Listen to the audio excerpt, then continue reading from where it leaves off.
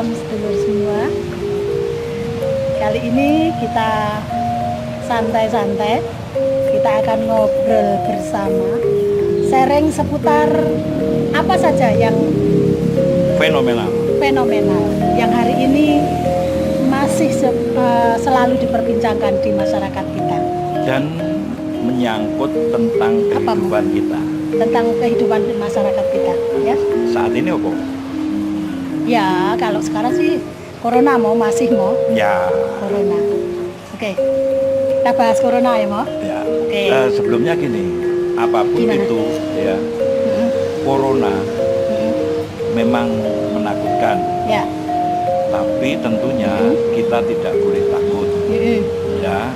Tidak boleh takutnya, tidak boleh asal. Karena jangka waktu corona ini sampai kapan kita nggak tahu. Betul, ya. Jadi seperti pesan pemimpin kita bahwa corona itu ada dalam kehidupan kita. Ya. Kita bersahabat, berdampingan. Bersahabat berdampingan ya. Oke.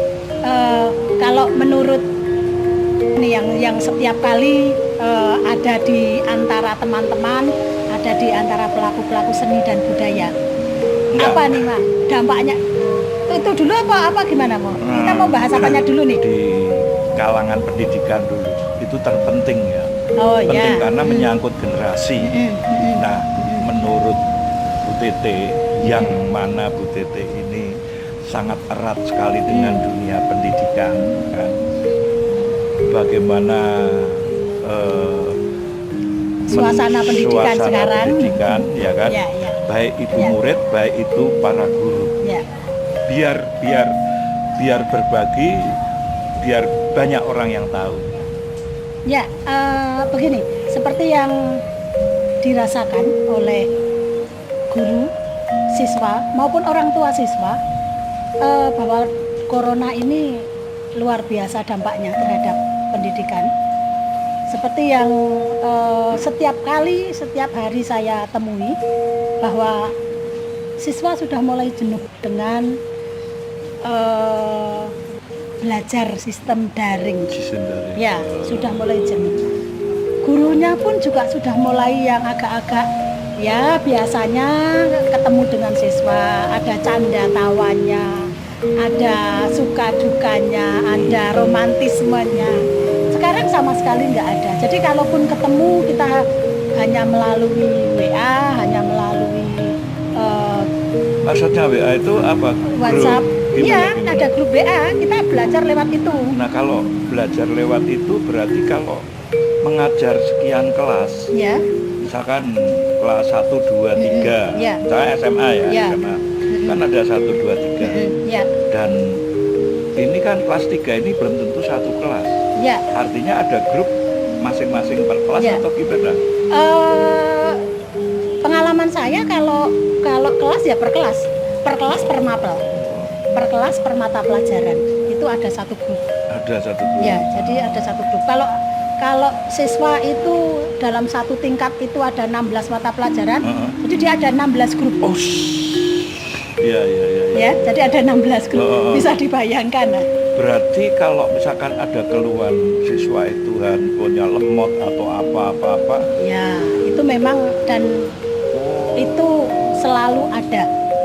Tidak hanya di sekolah kota, tidak hanya di sekolah dimanapun yang namanya sinyal, yang namanya kuota menipis, itu kan juga suatu kendala ya, suatu kendala. Jadi kalaupun kita sistem daring ini kalau kita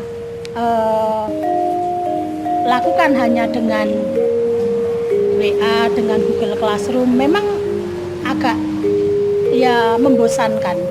Maka ada juga yang dengan Zoom meeting, ada Google Meet itu ya. Itu yang bisa paling tidak 40 menit lah, 40 menit tatap muka begitu, walaupun jarak jauh gitu, tapi bisa tatap muka gitu. Terus keluhan siswa biasanya apa? Ya, keluhan siswa kan gini. Jadi yang biasanya diterangkan dengan di depan kelas gitu ya, dengan leluasa guru menerangkan, tapi kalau ini kan enggak ya. Jadi Ya sangat terbatas sekali, sangat terbatas sekali. Maka pemerintah kan ada jadi istilahnya begini, standarnya diturunkan.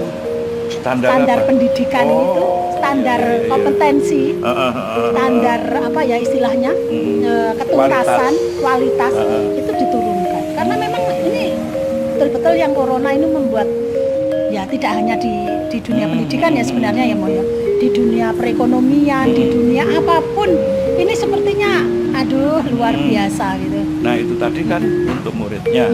Kalau untuk gurunya sendiri hampir sama ya Mo, hampir sama. Kalau gurunya ya karena yang di sekolah harus mempersiapkan semuanya. Kalau masalah persiapan sih sebenarnya sama. Artinya bahwa kita tatap muka pun juga sama, kita harus persiapan sebagai guru.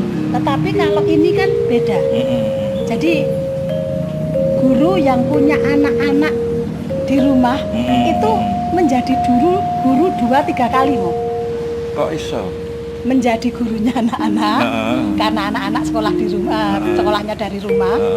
Menjadi gurunya siswa karena harus juga mempersiapkan diri untuk, dan persiapannya tidak sekedar persiapan membuat rancangan pembelajaran itu kemudian nanti kalau tatap muka membuat rancangan pembelajaran kemudian kita hadir ke sekolah kita mengajarkan itu ya materi. Tapi kalau ini enggak, kita harus membuat macam-macam kemudian yang nantinya supaya dengan sistem daring ini anak-anak paham kan gitu.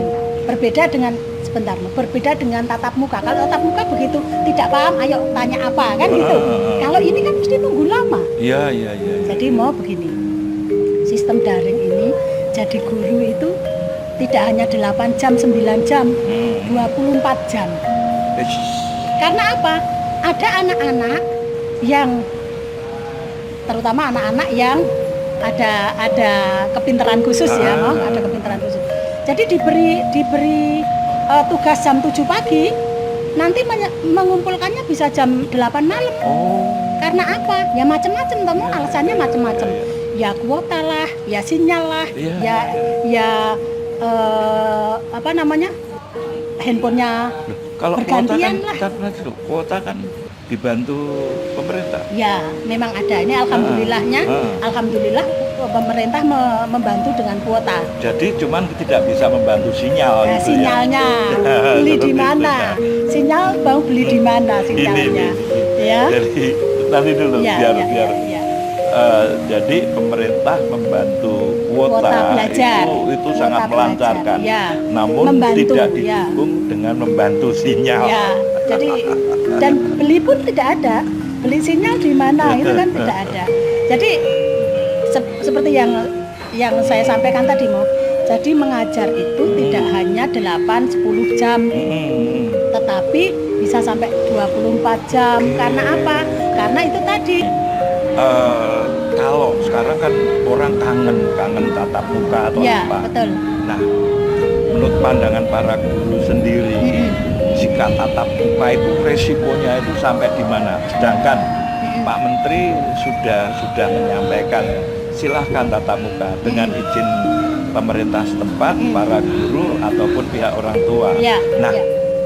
Menurut Bu Tete selaku orang yang dekat dengan dunia pengajar, ini resikonya seperti apa? Gini Ibu, kalau secara pribadi tatap muka itu saya setuju saja. Hanya kembali pada protokol kesehatan. Harus betul-betul taat terhadap protokol kesehatan. Karena apa? Kita tidak tahu anak-anak itu dolannya kemana setelah dari sekolah. Nah itu. Misalnya dia pamit nih kepada orang tuanya mau ke sekolah konsultasi. Kan boleh mau konsultasi.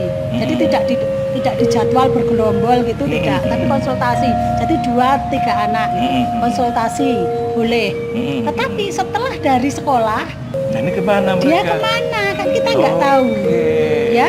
Kemudian dari situ kemudian pulang ke rumah. Nah nanti orang tua tahunya dari sekolah. Kemudian ada sesuatu, mudah-mudahan tidak. Tetapi kalau kemudian terjangkit, terpapar, padahal anaknya cuma ke sekolah lah. Jadi artinya ya. dalam apapun itu tetap harus waspada. Ya, tetap resiko itu ada. Dan kita memang hidup harus berdampingan dengan COVID. Betul. Ya, itu tadi sedikit informasi bagaimana dalam dunia pendidikan yang mana Ibu Jeti Rizky ini sangat dekat sekali dengan dunia pendidikan. Kita memang harus mensikapi dengan bijak dengan pandemi COVID ini. Jadi tidak boleh terlalu berani, tidak boleh terlalu takut, ya kan? Jadi jangan takut tapi tidak menyepelekan. Iya, tidak, tetap yang penting adalah protokol kesehatan, itu tetap dijaga. Seperti kita ini, walau kayaknya tidak menjaga protokol, tapi ini adalah di tempat yang tidak banyak kerumunan. Jadi kita persiapannya juga memakai masker dan cuci tangan kita ada seperti ini. Jadi kita rasa aman. Sekali lagi kita dukung pemerintah kita bahwa kita akan berdampingan dengan COVID, tetap melawan COVID. Salam sejahtera, sehat Indonesia.